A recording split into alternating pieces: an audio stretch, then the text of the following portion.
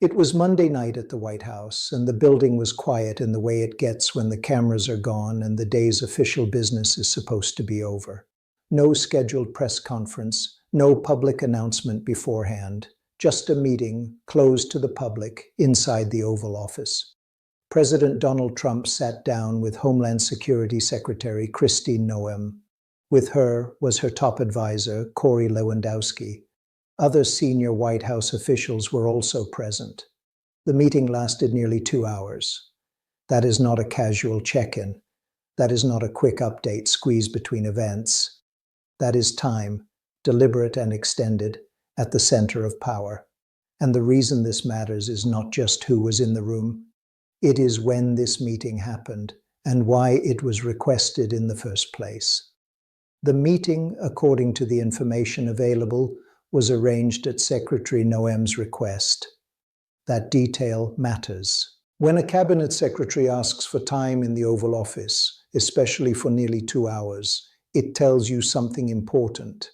It tells you there is urgency. It tells you there is pressure. It tells you something has reached a point where it can no longer be handled through staff calls or internal memos. And Monday night, pressure was building. There has been growing backlash over federal immigration enforcement actions. That backlash has not been abstract. It has not been distant. It has been focused, intense, and increasingly public. At the same time, scrutiny has been intensifying over the Trump administration's handling of Minneapolis following recent fatal shootings by federal agents. That scrutiny has not been resolved. It has not faded. It has been mounting. And all of that forms the backdrop for this meeting. Now, to be very clear, the president did not publicly indicate that Secretary Noem's position was in jeopardy. There was no announcement. There was no statement suggesting that Corey Lewandowski's role was under threat. No public consequences were announced. No decisions were disclosed. But that absence of public action does not erase the significance of the meeting itself, because in Washington, silence can be its own signal. The Oval Office is where unresolved issues go when they cannot be ignored anymore. It is where political pressure finally arrives in person. It is where people sit across from each other when written explanations are no longer enough. And Monday night, that is exactly what happened, nearly 2 hours. Think about that length of time. Think about how much ground can be covered. Think about how many questions can be asked and asked again when the door is closed and the clock is not the constraint. This was not a photo opportunity. There were no public readouts. There were no prepared remarks afterward. Just the confirmation that the meeting occurred and the context surrounding it. And the context is doing a lot of work here. Federal immigration enforcement actions have been drawing backlash. That backlash has been growing, and it has been growing loud enough to reach the Oval Office. At the same time, Minneapolis has become a focal point of scrutiny after recent fatal shootings by federal agents. Those two threads are not separate. They converge in the responsibilities of the Department of Homeland Security. They converge in leadership decisions. They converge in accountability. And so Monday night, those threads came together in one room. It is worth pausing on that moment. Because when senior officials request a meeting like this, they are not just offering information. They are responding to something. They are responding to questions that are being asked elsewhere. They are responding to criticism that is not going away. They are responding to pressure that has reached a level where it must be addressed directly. You might think. This is one of those moments where the silence says more than the statement. And that feeling would not be unreasonable. The president, for his part, did not emerge from the meeting to signal any immediate changes. No public indication that Secretary Noem's role was under review. No suggestion that Corey Lewandowski's position was unstable. But again, the absence of a public signal does not mean the absence of a serious conversation. In fact, sometimes it means the opposite. Sometimes the most consequential discussions are the ones that happen without an audience. The ones where nothing is announced because the situation itself is still unfolding. One senior official after another has learned that when backlash meets scrutiny and scrutiny meets time, The Oval Office becomes the place where explanations are demanded. And that is the setting we are talking about.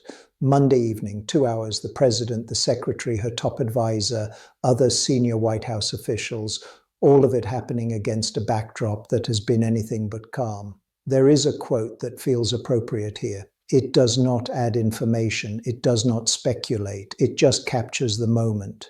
This is where the weight shows up, because that is what this meeting represents. Weight, the weight of decisions already made, the weight of actions already taken, the weight of public reaction that has not subsided. And in Washington, weight eventually finds its way to the Oval Office. That does not mean outcomes are immediate. It does not mean conclusions are announced. It means the conversation has reached the highest level. And that alone tells us something important. We know the meeting was nearly 2 hours. We know it was requested by Secretary Noem. We know it included Corey Lewandowski and other senior officials. We know it happened amid growing backlash over immigration enforcement and intensifying scrutiny related to Minneapolis. Those facts stand on their own. They do not need embellishment. They do not need prediction. They simply sit there, demanding attention. And as we move forward, the question is not what was said behind closed doors. We do not know that. We are not told that. The question is why this moment arrived when it did. If you step back from the meeting itself, from the who and the where and the how long, what becomes clear is the timing. Timing is never accidental in Washington, especially not when it involves the Oval Office, especially not when it lasts nearly 2 hours. This meeting happened as backlash was growing over federal immigration enforcement actions, not resolving, not quieting down, growing. That word matters. Backlash implies response. It implies reaction. It implies that actions taken by the federal government have met resistance that has become visible, sustained, and difficult to dismiss. And at the same time, scrutiny was intensifying. Scrutiny over the Trump administration's handling of Minneapolis. Scrutiny following recent fatal shootings by federal agents. Those are not separate headlines, they are part of the same moment, because scrutiny intensifies when questions go unanswered, and backlash grows when explanations fail to satisfy. The administration at this point was facing both. Now, what we know is precise and limited, and that matters.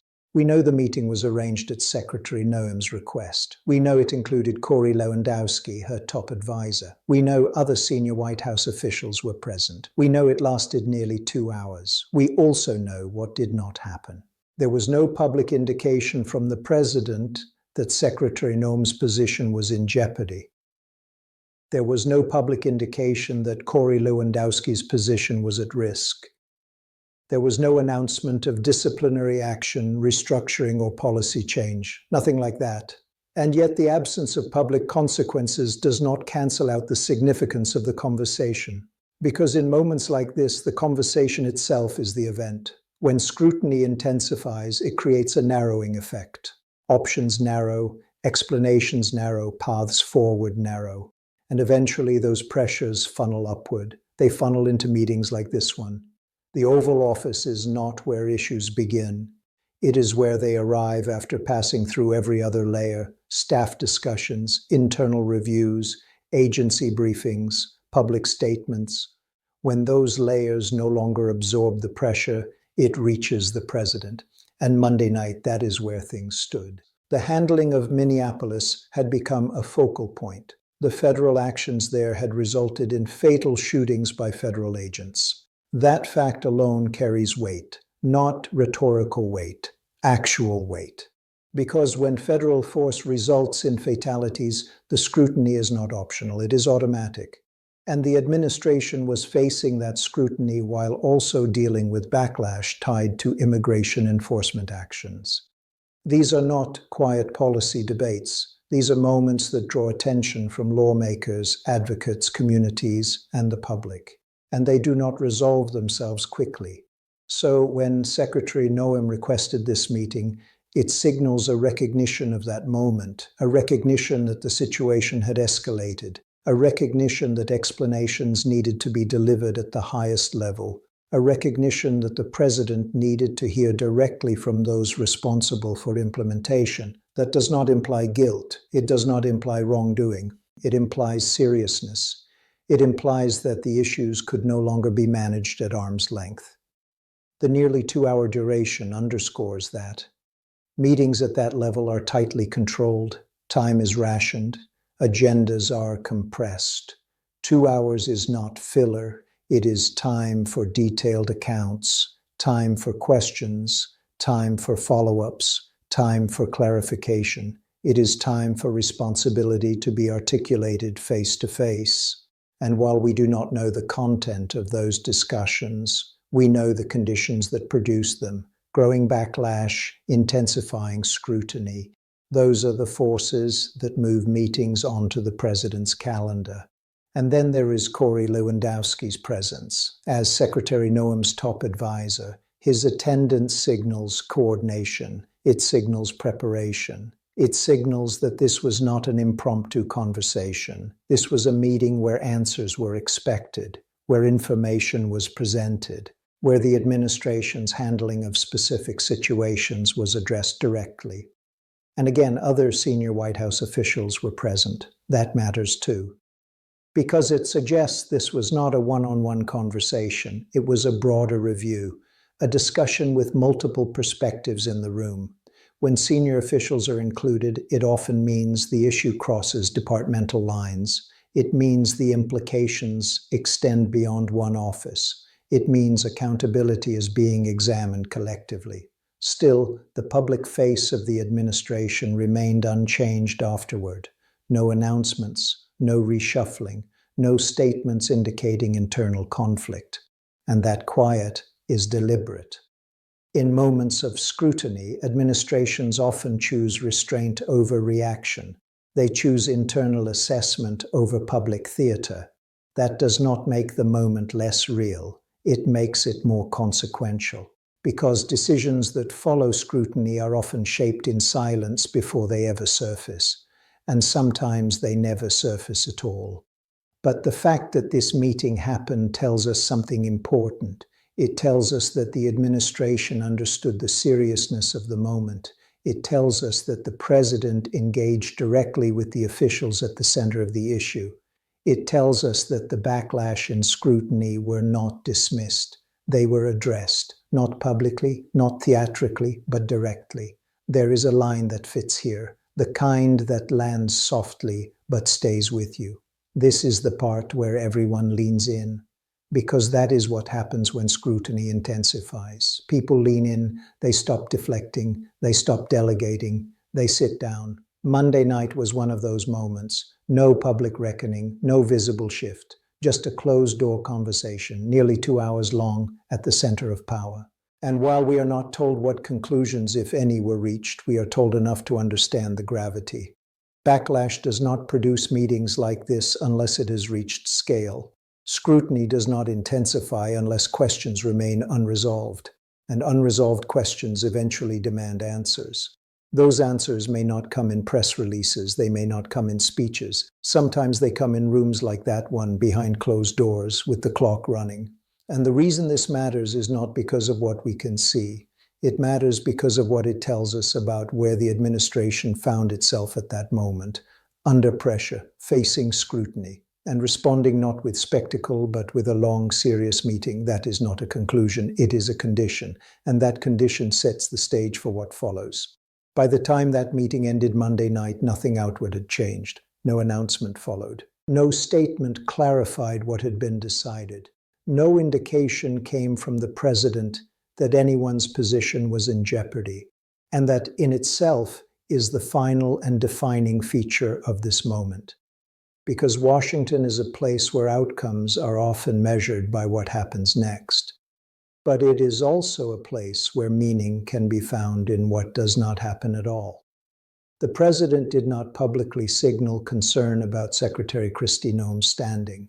He did not publicly suggest that Corey Lewandowski's role was under review. There was no visible rupture. no sign of immediate consequence. And yet the meeting still stands. Nearly 2 hours in the Oval Office does not disappear just because it ends quietly. It remains a marker. It marks a point where growing backlash over federal immigration enforcement actions reached the president directly. It marks a point where scrutiny over the administration's handling of Minneapolis following recent fatal shootings by federal agents could not be kept at a distance.